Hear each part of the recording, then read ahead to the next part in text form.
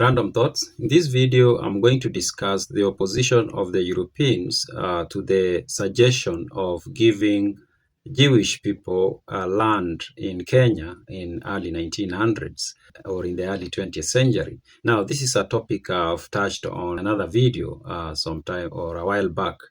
But it's a topic that keeps on coming when you read the old Kenyan documents or documents about the early days of what later on became the Republic of Kenya. Now, right now I'm reading the book, The East Africa Protectorate by one Sir Charles Elliot. Now, Sir Charles Elliot served in the office that was known as the Commissioner of British East Africa. He was like the highest ranking British official in the East Africa Protectorate. And the East Africa Protectorate is, of course, the land that later on became the Kenyan colony and later on, of course, became the Republic of Kenya. Now, in late 19th century, there was a question about what to do about the Jewish population in Europe and elsewhere.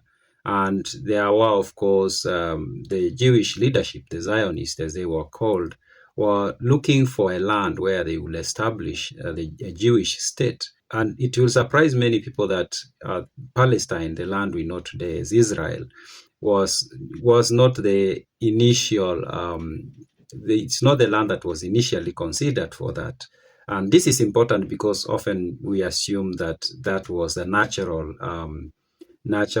option for the Jewish people, but it wasn't. They were considering different locations. They did consider getting land in the Southern American subcontinent, and then they did seriously consider getting land in Africa, and specifically in Kenya, East Africa. And in this video, I'm going to read part of Sir Charles Elliot's book, The East Africa Protectorate, where he talks about that issue. And Sir Charles Elliot is a very unique person when it comes to this issue of the Jewish people being given part of East Africa to start their own state, in that he was directly involved. In fact, he did provide, or he did give an assent to that request, but then he did not like it. He later on thought it was not a good idea. And we are going to see him say that in his book. And so let's read that part of the book. This is what he says. Another colonization scheme which has attracted considerable attention is the proposed settlement of Zionists on the Uasin Gishu Plateau.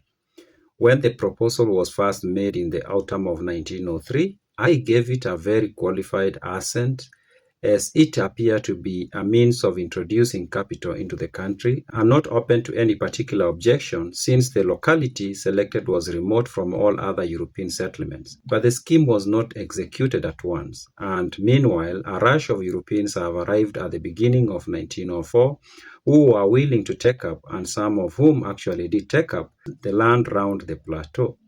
It is practically certain that in the near future, all this surrounding area will be occupied by people of British race, and that being so, though I am no anti-Semite, I greatly doubt the expediency of putting in the midst of them a body of alien Israelites. To do this is to reproduce that distribution of population which has been the bane of Eastern Europe and Asia Minor, namely enclaves of races with business capacity such as the Jews and Armenians, who differ in language, religion, and manner of life from the surrounding Russians and Turks, with the result that the racial hostility is almost inevitably produced. Neither can I see how the scheme is likely to benefit the Jews. The amount of population who could be accommodated on the Uasin Gishu will not materially relieve the congestion of the Russian and Polish towns, and considerable personal experience of both Africa and the Jewish parts of Eastern Europe makes me think that the proposed transfer will be too abrupt and defeats its own ends. I have never myself seen a case where Jews are really agriculturalists, but admitting that they can become so, their agricultural capacities are certainly not highly developed, and considering how many ordinary conveniences are wanting in East Africa, and how much immigrants are thrown on their own resources, it will seem to be a country rather for those who have hereditary and personal experience of agriculture than of those who are new to the pursuit. Now, he makes, of course, you can see he makes very many, we can say, statements. It's a statement, but of course it touches on very many points, including his belief that the Jews were not good farmers. They did not know how to do farming. Of course, today Israel is one of those countries that are, of course, seen as very successful when it comes to agriculture. They've managed to reclaim land that was not very productive because of lack of water and things like that, and they've made it very productive. In this time, when Sir Charles Elliot wrote this book, the Jewish people were known to be people of the town, people of the city for the most part. They were not people of the land.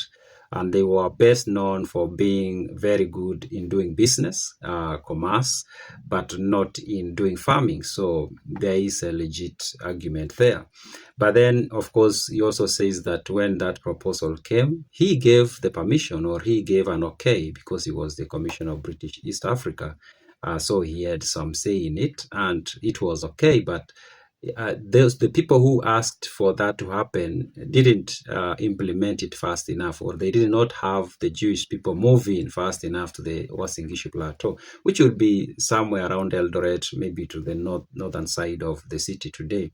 And seems like Sir Charles Elliot is saying that the British, the Europeans, were not comfortable living around the Jewish people. And so later on, he thought it was not okay for them to come to that part of the land. Of course, the other reasons he gives, like, maybe the land is not going to be enough for the entire population of the Jewish people who were mostly in Eastern Europe during this time. And of course, the point of them not being very good farmers, and him thinking maybe the agriculture part should be left to the British, because he says they have hereditary knowledge, kind of that's what he's saying. They know how to do it, so they should be the ones that be allowed to, of course, do the farming. Now, this proposal, of course, never materialized, or of course the Jewish state was never set up here.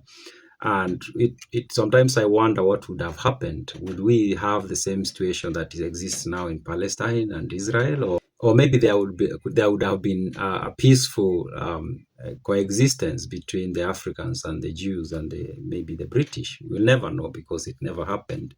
But of course, the other options were considered, and ultimately, the land where the state of Israel occupies today was picked. And then, of course, much of the population of the Jewish people moved to that land in the 1940s, of course, and then the state of Israel was set up.